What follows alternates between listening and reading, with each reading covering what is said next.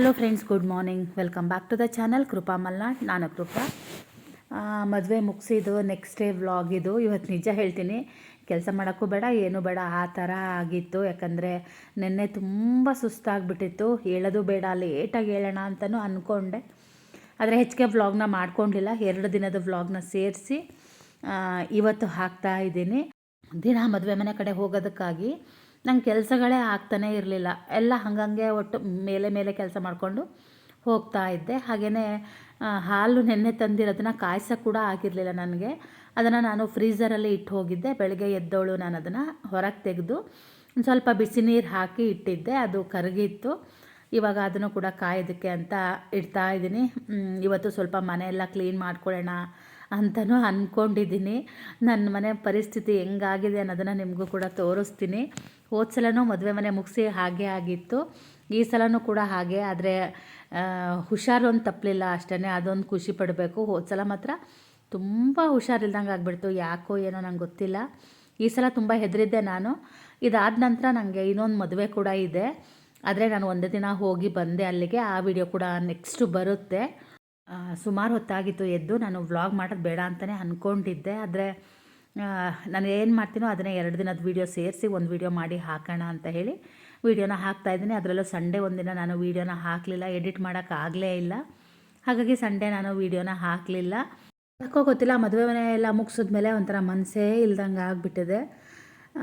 ಕೆಲವೊಬ್ಬರು ನೆಮ್ಮದಿಯಾಗಿರೋಕ್ಕೆ ಬಿಡಲ್ಲ ಅಂತ ಅಂದ್ಕೊತೀನಿ. ಅವ್ರ ನೆಮ್ಮದಿ ಹಾಳು ಮಾಡ್ಕೊಳ್ಳೋದಲ್ಲದೆ ಬೇರೆಯವ್ರ ನೆಮ್ಮದಿನೂ ಹಾಳು ಮಾಡ್ತಿರ್ತಾರೆ. ಅದೇ ಒಂದೊಂದು ಸಲ ಬೇಜಾರು ಅಂತ ಅನಿಸುತ್ತೆ. ನಾವು ಯಾರ ಸುದ್ದಿಗೆ ಹೋಗದೆ ಇದ್ರೂ, ನಾವು ನಮ್ಮ ಪಾಡಿಗಿದ್ರೂ ನಮ್ಮ ಸುತ್ತಮುತ್ತ ನಮ್ಮ ಬಗ್ಗೆ ಬೇರೆ ಥರ ಮಾತಾಡ್ತಿರ್ತಾರೆ. ನನಗೆ ಯಾಕೋ ಸ್ವಲ್ಪ ದಿನದಿಂದ ಬೇಜಾರು ಥರ ಆಗ್ತಾಯಿದೆ. ಹಾಗಾಗಿನೂ ಅರ್ಧ ನನಗೆ ವೀಡಿಯೋಗಳು ಕೂಡ ಮಾಡಬೇಕು ಅಂತಲೂ ಅನ್ನಿಸ್ತಾನೂ ಇಲ್ಲ. ಲೈಫಲ್ಲಿ ಎಲ್ಲ ಪರ್ಫೆಕ್ಟಾಗಿದೆ ಅಂದರೆ ನೆಮ್ಮದಿಯಾಗಿರ್ತೀವ? ಖಂಡಿತವಾಗ್ಲೂ ಇಲ್ಲ. ನೆಮ್ಮದಿ ಅನ್ನೋದು ಪ್ರೆಸೆಂಟ್ ಮೂಮೆಂಟ್ನಲ್ಲಿ ಇರುತ್ತೆ ಹೊರತು ಪರ್ಫೆಕ್ಟ್ ಲೈಫ್ನಲ್ಲಿ ಅಲ್ಲ ಅಂತ ನಾನು ಅಂದ್ಕೊಂಡಿದ್ದೀನಿ.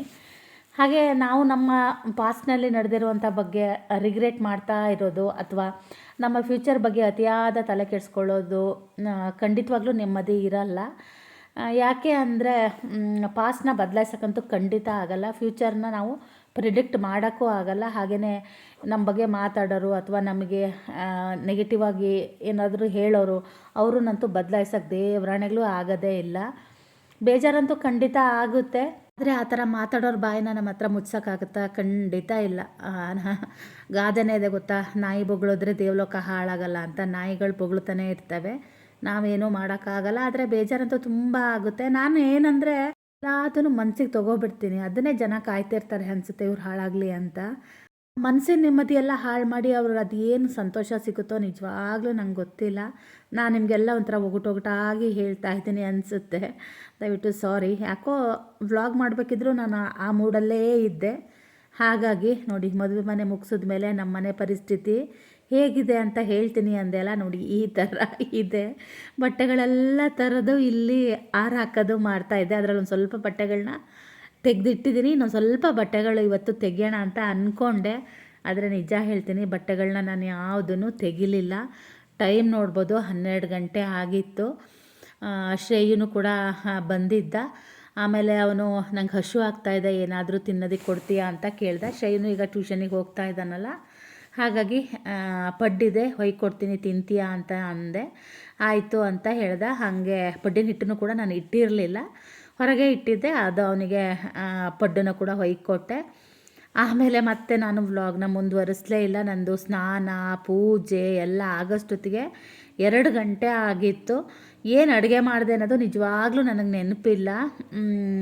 ಏನೋ ಮಾಡಿರ್ತೀನಿ, ಹಾಗೆ ಅಂತೂ ಇರಲ್ಲ.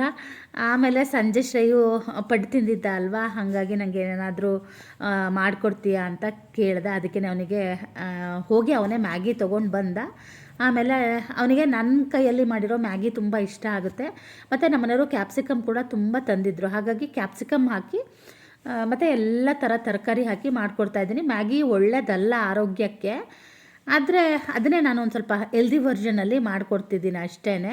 ಅಂದರೆ ನಾನು ಮ್ಯಾಗಿ ಸ್ವಲ್ಪ ಹಾಕ್ತೀನಿ, ತರಕಾರಿಗಳನ್ನ ಸ್ವಲ್ಪ ಜಾಸ್ತಿ ಹಾಕ್ತೀನಿ ಮತ್ತು ಮಸಾಲೆಗಳು ಹಾಕ್ತೀನಿ. ಅಂದರೆ ನಾನು ಮನೇಲೇ ಮಾಡಿರೋದು. ಅಂದರೆ ಗರಂ ಮಸಾಲ ಒಂದು ಹಾಕಿದ್ದೀನಿ, ಮ್ಯಾಗಿ ಮಸಾಲ, ಜೀರಿಗೆ ಪುಡಿ, ಕೊತ್ತಂಬರಿ ಪುಡಿ, ಮತ್ತು ಅರಿಶಿನ, ಸ್ವಲ್ಪ ಅಚ್ಕಾರದ ಪುಡಿ ಅದೆಲ್ಲ ಹಾಕಿಬಿಟ್ಟು ಅದನ್ನು ಚೆನ್ನಾಗಿ ಈ ಥರ ಬೇಯಿಸ್ಬಿಟ್ಟು ಮ್ಯಾಗಿನ ಒಂದು ಸಲ ಬೇಯಿಸ್ಕೊಂಡು ಅದನ್ನು ನಾನು ಇದಕ್ಕೆ ಮಿಕ್ಸ್ ಮಾಡ್ತಾಯಿದ್ದೀನಿ. ಸ್ವಲ್ಪ ಟೊಮೆಟೊ ಕೆಚಪ್ ಹಾಕಿದ್ದೀನಿ, ಸೋಯಾ ಸಾಸು, ವೆನಿಗರು ಕೂಡ ಹಾಕಿದ್ದೀನಿ. ನೀವು ಮ್ಯಾಗಿ ಬದಲು ಬೇಕಿದ್ದರೆ ಇದಕ್ಕೇ ಸೇಮ್ ನೀವು ರೈಸ್ ಹಾಕಿದ್ರೆ ಸೂಪರಾಗಿರುತ್ತೆ. ನಮ್ಮ ಶ್ರೇಯುಗಂತೂ ಭಾಳ ಇಷ್ಟ ಇದು. ಯಾವಾಗಾದರೂ ವಾರದಲ್ಲಿ ಒಂದು 2 ದಿನ ಅಂತೂ ಮ್ಯಾಗಿ ಮಾಡಿಸ್ಕೊತಿರ್ತಾನೆ ನನ್ನ ಹತ್ರ. ನೀನೇ ಮಾಡಿಕೊಡು ಮಮ್ಮಿ, ತುಂಬ ಚೆನ್ನಾಗಿ ಮಾಡ್ತೀಯ ಅಂತ ಹೇಳ್ತಾನೆ. ಇದು ನಾನು ನಮ್ಮ ಮನೆಯವರಿಂದ ಕಲ್ತಿರೋದು. ನಾನು ಇದಕ್ಕೇ ಮ್ಯಾಗಿ ಸ್ವಲ್ಪ ಕಮ್ಮಿ ಇದ್ದಾಗ ಇದಕ್ಕೇ ನಾನೊಂದು ಸ್ವಲ್ಪ ರೈಸ್ ಕೂಡ ಮಿಕ್ಸ್ ಮಾಡ್ತೀನಿ. ಶ್ರೇಯುಗೆ ಅದು ಇಷ್ಟ ಆಗುತ್ತೆ. ತುಂಬ ಚೆನ್ನಾಗಾಗಿತ್ತು. ಈಗ ಹೆಂಗಿದ್ರು ಮಕ್ಕಳು ಮನೇಲಿ ಇರ್ತಾರಲ್ಲ, ಮಾಡಿಕೊಡಿ. ಹಾಗೆ ಸಂಜೆ ಆಗಿತ್ತಲ್ವ, ನಾನು ಪಾತ್ರೆ ತೊಳಿಬೇಕಾಗಿತ್ತು. ಶ್ರೇಯು ಹೊರಗಡೆ ಕುತ್ಕೊಂಬಾಗ ನಾನೀಗ ಹೆಂಗಿದ್ರು ಹೊರಗಡೆ ಪಾತ್ರೆ ತೊಳಿತಾ ಇದ್ದೀನಲ್ಲ, ಅಲ್ಲೇ ತೊಳಿತೀನಿ, ನೀನು ಮ್ಯಾಗಿ ತಿಂತಾಯಿರು ಅಂದೆ. ಅದರಲ್ಲಿ ನಾನೇ ಒಂದು 1/4 ಭಾಗ ತಿಂದೆ. ನಾನು ಯಾವತ್ತೂ ಮ್ಯಾಗಿ ಎಲ್ಲ ತಿನ್ನಲ್ಲ. ನನಗೆ ಇಷ್ಟ ಆಯಿತು ಆ ಮಸಾಲೆ ಎಲ್ಲ ಹಾಕಿರೋದು, ಒಂಥರ ತುಂಬ ಚೆನ್ನಾಗಿತ್ತು. ನಾನೇ ಒಂದು ಸ್ವಲ್ಪ ತಿಂದೆ. ಮತ್ತು ಕ್ಯಾಪ್ಸಿಕಮ್ಮು ನಂಗೆ ತುಂಬ ಇಷ್ಟ. ಅಂದರೆ ಅದು ಒಂಥರ ಅರ್ಧಂಬರ್ಧ ಬೆಂದಿರಬೇಕು, ಚೂರು ಉಪ್ಪು ಹಿಡಿದಿರಬೇಕು, ಆ ಥರ ತುಂಬ ಚೆನ್ನಾಗಿತ್ತು. ನಾನು ಶ್ರೇಯು ಒಂದು ಸ್ವಲ್ಪ ತಿಂದು ಪಾತ್ರೆ ಎಲ್ಲ ತೊಳೆದು ಆಯಿತು. ಇದು ನೆಕ್ಸ್ಟ್ ಡೇ, ಇದು ಗುಡ್ ಮಾರ್ನಿಂಗ್. ನಮ್ಮ ಮನೆಯವರು ಕೂಡ ಊರಿಗೆ ಹೋಗಿದ್ದಾರೆ. ನಾನು ಪಾತ್ರೆ ಎಲ್ಲ ತೊಳೆದಿದ್ದಿತ್ತಲ್ವ, ಅದನ್ನೆಲ್ಲ ತಂದು ಈಗ ಒರೆಸಿ ಅದರ ಜಾಗಕ್ಕೆ ಜೋಡಿಸ್ತಾ ಇದ್ದೀನಿ. ಶ್ರೇಯುನ್ ಕೇಳಿದೆ ಏನು ತಿಂಡಿ ಮಾಡಲಿ ಅಂತ. ನೆನ್ನೆನೆ ಅವ್ನು ಬಂದಾಗಿಂದ ಅವ್ನು ಏನು ಹೇಳ್ತಾನೋ ಅದನ್ನೇ ಮಾಡ್ತಾಯಿದ್ದೀನಿ. ಕಡುಬು ಮಾಡಿದೆ, ತುಂಬ ದಿನ ಆಗಿತ್ತು, ಹಾಗಾಗಿ ಕಡುಬು ಮಾಡು ಮಮ್ಮಿ ಅಂತ ಅಂದ. ಆದರೆ ಬಾಳೆಕಾಯೂ ಇರಲಿಲ್ಲ ಮತ್ತು ಇದು ಕೂಡ ಇರಲಿಲ್ಲ, ಏನದು ಕೆಸುವಿನ ಗೆಡ್ಡೆ ಕೂಡ ಇರಲಿಲ್ಲ. ಎಳ್ಳು ಚಟ್ನಿ ಮಾಡಿಬಿಟ್ಟು ಕಡುಬು ಮಾಡೋಣ ಅಂತ ಮಾಡ್ತಾಯಿದ್ದೀನಿ. ಹಾಗೆ ನಮ್ಮ ಮನೆಯವ್ರಿಗೆ ಈರುಳ್ಳಿ ಚಟ್ನಿ ಇಷ್ಟ. ಅದು ಅವರ ಚಿಕ್ಕಮ್ಮ ಒಬ್ಬರು ಮಾಡ್ತಾರೆ ಅವ್ರ ಊರಲ್ಲಿ, ಅವ್ರು ತುಂಬ ಚೆನ್ನಾಗಿ ಮಾಡ್ತಾರೆ. ಅವ್ರು ಮಾಡೋ ಥರ ಈರುಳ್ಳಿ ಚಟ್ನಿ ಇಷ್ಟ. ಆದರೆ ಇವತ್ತು ನಾನು ಕೂಡ ಟ್ರೈ ಮಾಡೋಣ ಅದೇ ಥರ ಅಂತ ಅವ್ರ ಹತ್ರ ಕೇಳ್ಕೊಂಡಿದ್ದು ನನಗೆ ನೆನಪಿದೆ. ಮತ್ತು ಬರೆದು ಕೂಡ ಇಟ್ಕೊಂಡಿದ್ದೀನಿ. ಆದರೆ ನೆನಪಿತ್ತು ನನಗೆ, ಬರೆದಿದ್ದೆ, ನಾನು ನೋಡೋಕ್ಕೆ ಹೋಗಲಿಲ್ಲ. ಆ ಥರ ಈರುಳ್ಳಿ ಚಟ್ನಿ ಮಾಡೋದನ್ನು ನಿಮಗೂ ಕೂಡ ಇವತ್ತು ರೆಸಿಪಿ ಶೇರ್ ಮಾಡ್ತೀನಿ. ಕಡುಬಿಗೆ ಮತ್ತು ಅಕ್ಕಿ ರೊಟ್ಟಿಗೆ ಸೂಪರಾಗಿರುತ್ತೆ. ನಮ್ಮ ಕಡೆ ತುಂಬ ಫೇಮಸ್ ಅದು ಈರುಳ್ಳಿ ಚಟ್ನಿ ಅಂತ ಹೇಳ್ತಾರೆ ಅದಕ್ಕೆ. ತುಂಬ ಚೆನ್ನಾಗಿರುತ್ತೆ. ನೀವು ಈ ರೆಸಿಪಿನ ಒಂದು ಸಲ ಟ್ರೈ ಮಾಡಿ. ಹಾಗೆ ನಾನು ಅನ್ನ ಸ್ವಲ್ಪ ಇತ್ತು, ಹಾಗಾಗಿ ನಾನು ಅಕ್ಕಿನೂ ಕೂಡ ಅನ್ನದೊಳಗೇ ರಾತ್ರಿ ನೆನೆಸಿದ್ದೆ. ಕುಕ್ಕರಲ್ಲಿ ಒಂದು 2 ವಿಷಲ್ ಹೊಡೆಸ್ಕೊಂಡು ಅದು ಚೆನ್ನಾಗಿ ಬೆಂದ ನಂತರ ಅಕ್ಕಿ ರವೆನ ಅದಕ್ಕೆ ನಾನು ಮಿಕ್ಸ್ ಮಾಡ್ತಾ ಇದ್ದೀನಿ. ನಾನು ಇವತ್ತು ಕೂಡ ತುಂಬ ಬ್ಲಾಗ್ನ ಮಾಡ್ಕೊಂಡಿಲ್ಲ, ಯಾಕಂದರೆ ನಾನು ಇದೆಲ್ಲ ಆದ ನಂತರ ನಮ್ಮ ಮನೆಯವರು ದಿಢೀರ್ ಅಂತ ಬಂದು ದೇವಸ್ಥಾನಕ್ಕೆ ಹೋಗೋಣ ಅಂತ ಕೇಳಿದ್ರೆ, ಹಾಗಾಗಿ ನಾನು ದೇವಸ್ಥಾನಕ್ಕೂ ಕೂಡ ಹೋದೆ. ಅದು ಪ್ಲ್ಯಾನ್ ಏನೂ ಇರಲಿಲ್ಲ. ನಾಳೆ ಬ್ಲಾಗಲ್ಲಿ ಅದು ಹಾಕ್ತೀನಿ. ನಾನು ಅದೆಲ್ಲ 3 ದಿನದ ಬ್ಲಾಗ್ ಸೇರಿ ಹಾಕೋಣ ಅಂತ ಇದ್ದೆ. ಆಮೇಲೆ ಇದೇ ಒಂದು 15 ಮಿನಿಟ್ಸ್ ಆಗಿಬಿಟ್ಟಿತ್ತು. ಮತ್ತು ನಾನು ಒಂದು ಸ್ವಲ್ಪ ವ್ಲಾಗ್ಗಳನ್ನ ಮಾಡ್ಕೊಳ್ಳೋದ್ರಿಂದ ನನಗೂ ವ್ಲಾಗ್ಗಳು ಬೇಕಾಗುತ್ತೆ ಅನ್ನೋ ದೃಷ್ಟಿಯಿಂದ ನನಗೂ ಕಂಟೆಂಟ್ ಬೇಕಲ್ವ ವ್ಲಾಗ್ಗಳು ಹಾಕೋದಕ್ಕೆ. ಮನಸ್ಸು ಬೇರೆ ಸರಿ ಇರಲಿಲ್ಲ. ಹಾಗಾಗಿ 14 ನಿಮಿಷ 15 ನಿಮಿಷದ ವ್ಲಾಗ್ಗಳೇ ಹಾಕ್ಬಿಡೋಣ ಅಂತೇಳಿ ಇವತ್ತಿಂದು ನೆನೆದು ವ್ಲಾಗ್ನ ಸೇರಿಸಿ ಇವತ್ತು ಹಾಕ್ತಾ ಇದ್ದೀನಿ. ಹಾಗೆ ಇದು ಅನ್ನ ಚೆನ್ನಾಗಿ ಬೆಂದಿತ್ತು, ಅದಕ್ಕೆ ಜೀರಿಗೆ ಮತ್ತು ಕಡಲೆಬೇಳೆ ಹಾಕಿದ್ದೀನಿ. ಆನಂತರ ರವೆ ಹಾಕಿ ಅದನ್ನು ಚೆನ್ನಾಗಿ ಬೇಯಿಸ್ತಿದ್ದೀನಿ. ಸಣ್ಣ ಉರಿ ಮಾಡಿ ಅದನ್ನು ಕೂಡ ಬೇಯೋದಕ್ಕೆ ಇಟ್ಟಿದ್ದೀನಿ. ಶೆಡ್ಡಲ್ಲೇ ನಾವು ಈ ಸಲ ಈರುಳ್ಳಿನ ಇಟ್ಟಿದ್ದೀವಿ. ಆದರೆ ಅದು ದಪ್ಪ ಆಗಿಬಿಟ್ಟಿದೆ. ಅದು ಯಾರನ್ನಾರು ಕೆಲಸದವ್ರನ್ನ ಕರೆದ್ಬಿಟ್ಟು ಒಂಚೂರು ಶೆಡ್ಡು ಕೂಡ ಕ್ಲೀನ್ ಮಾಡಬೇಕು. ಇಲಿಗಳಂತೂ ತುಂಬ ಆಗಿದ್ದಾವೆ. ನಮ್ಮ ಮನೆಯವರಂತೂ 2-3 ದಿನಕ್ಕೊಂದ್ಸಲ ಇಲಿ ಔಷಧಿ ಇಡ್ತಾ ಇದ್ದೀವಿ. ಆದರೂ ಅವೇನು ಇಲಿಗಳು ತಿಂತಾ ಇಲ್ಲ. ಪಡ್ಡು ಇಡ್ತಾ ಇದ್ದೀವಿ, ದೋಸೆ ಇಡ್ತಾ ಇದ್ದೀವಿ, ಟೊಮೆಟೊ ಇಡ್ತಾ ಇದ್ದೀವಿ, ಯಾವುದನ್ನು ತಿಂತಾ ಇಲ್ಲ ಅವು. ನಾನು ಮದುವೆಯಲ್ಲಿ ಅಂದರೆ ರಿಸೆಪ್ಷನ್ ದಿನ ಮೈಸೂರು ಸಿಲ್ಕ್ ಸೀರೆ ಉಟ್ಟಿದ್ದೆ ಅಲ್ಲ, ಮತ್ತು ಮೈಸೂರು ಸಿಲ್ಕ್ ಸೀರೆ ಬಗ್ಗೆ ಕೂಡ ಹೇಳಿದ್ದೆ ಅಲ್ಲ.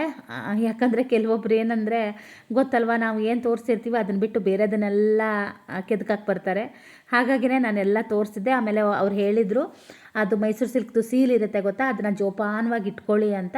ಮತ್ತು ಅಮ್ಮನ ಸೀರೆ ಇದೆ ಅಂತ ಹೇಳಿದೆ ಅಲ್ವಾ, ಅದು ಅಮ್ಮನ ಸೀರೆ, ಅದು ಮೈಸೂರು ಸಿಲ್ಕ್ ಅಂತ ಅದ್ರ ಮೇಲೆ ಯಾವುದೇ ರೀತಿಯಾಗಿರೋ ಬರೆದಿರೋದು ಮತ್ತು ಆ ಥ್ರೆಡ್ಡಲ್ಲಿ ಬರೆದಿರೋದು ಆ ಥರದ್ದು ಏನೂ ಇಲ್ಲ. ಆದರೆ ಕ್ವಾಲಿಟಿ ತುಂಬ ಚೆನ್ನಾಗಿದೆ. ಇನ್ನೊಂದಿನ ನಿಮಗೆ ತೋರಿಸ್ತೀನಿ. ಅದು ಪ್ಯೂರ್ ಮೈಸೂರು ಸಿಲ್ಕ್ ಅಲ್ಲ ಅನಿಸುತ್ತೆ. ಮುಂಚೆ ಎಲ್ಲ ಬರ್ತಾಯಿತ್ತು. ಆವಾಗಲೇ ಅಮ್ಮ 5,000 ಎಲ್ಲ ಕೊಟ್ಟು ಅವ್ರ ಹತ್ರ ಒಂದು 3-4 ಕಲರ್ ಇತ್ತು, ಇದೆಲ್ಲ ಹಾಳಾಗಿಬಿಟ್ಟಿದೆ. ಆಮೇಲೆ ನನಗೂ ಕೂಡ ಒಂದು ಪಿಂಕು ಮತ್ತು ಗ್ರೀನ್ ಬಾರ್ಡ್ರದ್ದು. ನಾನು ದೊಡ್ಡೋಳಾದಾಗ ನನಗೆ ಮೈಸೂರು ಸಿಲ್ಕ್ ಸೀರೆ ಅಂತ ಆವಾಗ ಕೊಡಿಸಿದ್ರು. ಆದರೆ ನನಗೆ ಕೊಡಿಸಿದ್ರಲ್ಲಿ ಒಂಥರ ಪ್ರಿಂಟೆಡ್ ಥರದ್ದು ಬಾರ್ಡರ್ ಇತ್ತು. ಆ ಸೀರೆ ಇದೆ ನನ್ನ ಹತ್ರ, ಅದನ್ನು ಕೂಡ ನಿಮಗೆ ತೋರಿಸ್ತೀನಿ. ಅದೇನಾಗಿತ್ತು ಅಂದರೆ ನಾವು ಬೀರಲ್ಲಿಟ್ಟಾಗ ಅದು ಜಿರ್ಲೆನೋ ಏನೋ ಅದನ್ನು ಕಚ್ಚಿಬಿಟ್ಟು ಅದು ಇದಾಗಿತ್ತು. ಅಮ್ಮ ಅದನ್ನು ಕೂಡ ಸರಿ ಮಾಡಿಸಿದ್ರು. ಆದರೆ ಎಷ್ಟು ಚೆನ್ನಾಗಿದೆ ಗೊತ್ತಾ, ಎಷ್ಟು ಸಾಫ್ಟ್ ಇದೆ. ಅಮ್ಮನ ಸೀರೆ ಆಗಲಿ ನನ್ನ ಸೀರೆ ಆಗಲಿ ತುಂಬ ಚೆನ್ನಾಗಿದೆ. ನನ್ನ ಸೀರೆ ಎಲ್ಲಿದೆ ಅನ್ನೋದೇ ನಂಗೆ ಗೊತ್ತಿಲ್ಲ, ಊರಲ್ಲಿ ಇದೆ ಅನಿಸುತ್ತೆ. ನಾನು ಹೋದಾಗ ನಿಮಗೆ ಅದನ್ನು ಒಂದು ಸಲ ತೋರಿಸ್ತೀನಿ. ಮತ್ತು ಅಮ್ಮನ ಸೀರೆ ಗ್ರೀನ್ ಕಲರ್ ಸೀರೆನೂ ನಿಮಗೆ ತೋರಿಸ್ತೀನಿ. ಅದರಲ್ಲಿ ಯಾವುದೇ ರೀತಿ ಆ ಥರ ಸೀಲು ಆ ಥರದ್ದೇನೂ ಇರಲಿಲ್ಲ. ಯಾರಿಗಾದರೂ ನೆನಪಿದೆಯಾ ಅಥವಾ ಹಿಂದೆ ಯಾರಾದರೂ ಆ ಥರ ತೊಗೊಂಡಿದ್ರಾ ಅಂತ ನನಗೆ ಕಮೆಂಟಲ್ಲಿ ಹೇಳಿ. ಆಮೇಲೆ ಅವರು ಹೇಳಿದ್ರು ಮೈಸೂರು ಸಿಲ್ಕ್ ಇದಕ್ಕೆ ಹೋಗಿ ಕೊಡಿ ನೋಡೋಣ, ಅದಕ್ಕೆ ದುಡ್ಡು ಕೊಡ್ತಾರೆ, ಅದಾದ ನಂತರ ನೀವು ಬೇರೆ ಸೀರೆ ತೊಗೋಬೋದು ಅಂತ ಹೇಳಿದ್ರು. ನೋಡೋಣ, ಹಾಗೆ ಎಲ್ಲರೂ ಆದರೂ ಹಾಗೂ ಮಾಡೋಣ ಅಂತ ಅಂದ್ಕೊಂಡಿದ್ದೀನಿ. ಬನ್ನಿ ಈರುಳ್ಳಿ ಚಟ್ನಿದು ಹೇಳ್ತೀನಿ. ಈರುಳ್ಳಿನ ಹೆಚ್ಕೊಂಡು ನಾನು ಅದಕ್ಕೆ ಎಣ್ಣೆ ಹಾಕಿದ್ದೀನಿ. ಒಂದು 4 ಉದ್ದಿನಬೇಳೆ ಹಾಕಿ, ಬೇಕಿದ್ರೆ ಒಂದು 4 ಜೀರಿಗೆ ಹಾಕ್ಬೋದು. ನನಗೆ ಜೀರಿಗೆ ವಾಸನೆ ಅಷ್ಟು ಇಷ್ಟ ಆಗಲ್ಲ, ಹಾಗಾಗಿ ಹಾಕಿಲ್ಲ. ತುಂಬ ಕರಿಬೇವು ಹಾಕಬೇಕು ಮತ್ತು ಕೊತ್ತಂಬರಿ ಸೊಪ್ಪು ಹಾಕಬೇಕು. ಬೆಳ್ಳುಳ್ಳಿ ಹಾಕಿದ್ದೀನಿ, ಹುಣಸೆ ಹಣ್ಣು ಹಾಕಿದ್ದೀನಿ. ಎಣ್ಣೆ ಹಾಕಿಬಿಟ್ಟು ಅದನ್ನು ಸ್ವಲ್ಪ ಕೆಂಪಾಗೋ ತನಕ ಅದನ್ನು ಹುರ್ಕೋಬೇಕು. ಹುರಿದ ನಂತರ ಅದಕ್ಕೆ ಉಪ್ಪು, ಹುಳಿ, ಹಾಗೆಯೇ ಬೆಲ್ಲ, ಅಚ್ಕಾರದ ಪುಡಿ, ಇಲ್ಲಾಂದರೆ ಒಣಮೆಣಸಿದ್ರೆ ಅದನ್ನು ಕೂಡ ಹಾಕ್ಬೋದು. ನಾನು ಅಚ್ಕಾರದ ಪುಡಿನೇ ಹಾಕ್ತೀನಿ. ಅದನ್ನು ಹಾಕಿ ಮಿಕ್ಸಿ ಹಾಕಿದ್ರೆ ಸೈ ಅಷ್ಟೇ. ತುಂಬ ಚೆನ್ನಾಗಾಗುತ್ತೆ. ಬಿಸಿ ರೊಟ್ಟಿ ಮತ್ತು ಈರುಳ್ಳಿ ಚಟ್ನಿ ಅದ್ರ ಮೇಲ್ಗಡೆ ಬೆಣ್ಣೆ ಹಾಕ್ಕೊಂಡು ತಿಂತಾಯಿದ್ರೆ ನಿಜ ಸ್ವರ್ಗಕ್ಕೆ 3 ಹೆಗೇಣು ಅಂತಾರಲ್ವ, ಹಾಗಿರುತ್ತೆ. ತುಂಬ ಚೆನ್ನಾಗಾಗುತ್ತೆ. ಕಡುಬಿಗೆ ತುಂಬ ಚೆನ್ನಾಗಾಗುತ್ತೆ, ಅದರ ರೊಟ್ಟಿಗೂ ತುಂಬ ಚೆನ್ನಾಗಾಗುತ್ತೆ.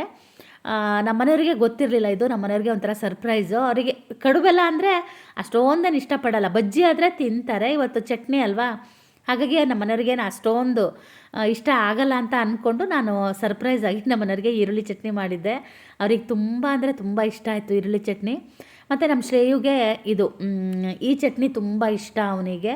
ಶ್ರೇಯು ತುಂಬ ಮಿಲ್ಕ್ ಶೇಕ್ ಕುಡಿತಾ ಇದ್ದಾನಲ್ಲ, ಹಾಗಾಗಿ ನಮ್ಮ ಮನೆಯವರು ಹಾಲನ್ನ ದಿನ ತಂದಂಗೆ ತರ್ತಾರೆ. ಅವನಿಗೆ ಇದ್ರ ಹಣ್ಣಿಂದು ಏನದು ಮ್ಯಾಂಗೋ ಮಿಲ್ಕ್ ಶೇಕು ತುಂಬ ಇಷ್ಟ. ಮಧ್ಯಾಹ್ನ ಅವನು ಟ್ಯೂಷನ್ ಎಲ್ಲ ಮುಗಿಸಿ 12 ಗಂಟೆಗೆ ಬಂದಾಗ ಎವ್ರಿ ಡೇ ನಾನು ಅವನಿಗೆ ಮಾಡಿ ಕೊಡ್ತೀನಿ. ಕಡುಬಿನ ಇದರಲ್ಲೇ ಸ್ವಲ್ಪ ರವೆ ಉಳಿದಿತ್ತು, ಅದನ್ನು ಮತ್ತು ಹಾಗೆ ಇಡೋದೇನು ಅಂಥೇಳಿ ಉಪ್ಪಿಟ್ಟು ಮಾಡೋಕ್ಕಾಗುತ್ತೆ ಅಂತ ನಾನು ಅದನ್ನು ಕೂಡ ಹುರಿದಿಡ್ತಾ ಇದ್ದೀನಿ. ಒಂದೊಂದ್ಸಲ ಏನಂದರೆ ಹಾಗೆ ಇಟ್ಟಿರ್ತೀನಿ, ಅದು ನಾನು ಹುರಿಯೋದನ್ನೇ ಮರ್ತಿರ್ತೀನಿ. ತೊಳೆದಾಕಿರೋ ರವೆ ಎಲ್ಲ ಅದು ಹಾಗೆ ಹಾಳಾಗಿಬಿಡುತ್ತೆ, ಹಾಗಾಗಿ ಆವಾಗಲೇ ಹುರಿದ್ಬಿಡೋಣ ಅಂತ ಹುರಿತಾ ಇದ್ದೀನಿ. ಹಾಗೆ ಶ್ರೇಯದು ತಿಂಡಿ ಕೂಡ ಆಯಿತು.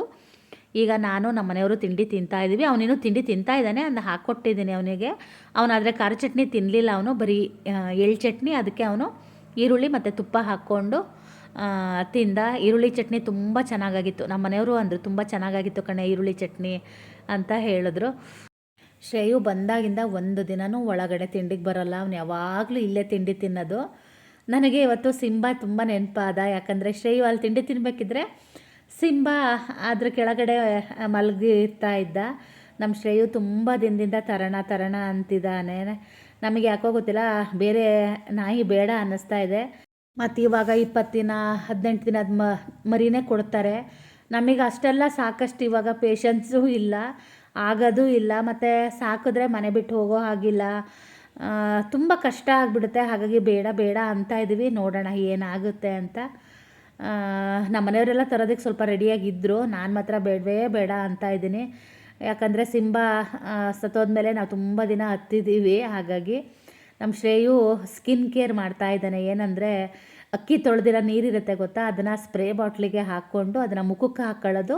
ಆಮೇಲೆ ತಲೆ ಕೂದಲಿಗೂ ಕೂಡ ಹಾಕ್ಕೊತಾ ಇದ್ದಾನೆ. ಯಾರೋ ಅವನಿಗೆ ಹೇಳಿದಾರಂತೆ, ನಿನ್ನ ತಲೆ ಕೂದಲು ತುಂಬ ಕಮ್ಮಿ ಆಗಿದೆ ಅಂತ, ಅದಕ್ಕೆ ಅದನ್ನು ಮಾಡ್ತಾ ಇದ್ದಾನೆ. ಹಾಗೆಯೇ ಇವತ್ತಿನ ವ್ಲಾಗ್ನ ಕೂಡ ನಾನು ಇಲ್ಲಿಗೆ ಮುಗಿಸ್ತಾ ಇದ್ದೀನಿ. ಐ ಹೋಪ್ ನಿಮಗೆಲ್ಲ ಈ ವಿಡಿಯೋ ಇಷ್ಟ ಆಗಿರುತ್ತೆ ಅಂತ ಭಾವಿಸ್ತೀನಿ. ಏನೇ ನಾಳಿನ ವಿಡಿಯೋದಲ್ಲಿ ಸಿಗ್ತೀನಿ. ಅಲ್ಲಿ ತನಕ ಬಾಯ್.